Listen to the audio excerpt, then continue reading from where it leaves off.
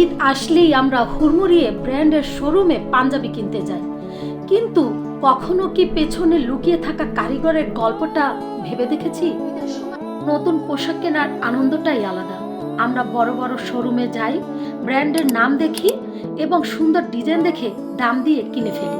ধরুন একটা শোরুমে পাঞ্জাবির প্রাইস 1500 টাকা, কিন্তু যিনি এই কারিগর পাঞ্জাবিটা তৈরি করেন তিনি অনেক সময় এর মজুরি পান মাত্র 150 থেকে 200 টাকা। র ম্যাটেরিয়ালস ধরুন 200 টাকা, ডিস্ট্রিবিউশন খরচ প্রায় 100 টাকা, ফ্যাক্টরির ওভারহেড 150 টাকা, সব মিলিয়ে মোট খরচ প্রায় দাঁড়ায় 700 টাকা। আরও 300 টাকা ধরলাম মার্কেটিং আর আউটলেট খরচ, তারপর প্রায় 500 টাকা মার্জিন থেকে যায়। কিন্তু এই গল্পের আরেকটা দিক আছে। এই পাঞ্জাবি বানানোর কারিগরদের মধ্যে অনেকেই গ্রাম বাংলার নারী, যাদের জন্য কাজের সুযোগ খুব সীমিত।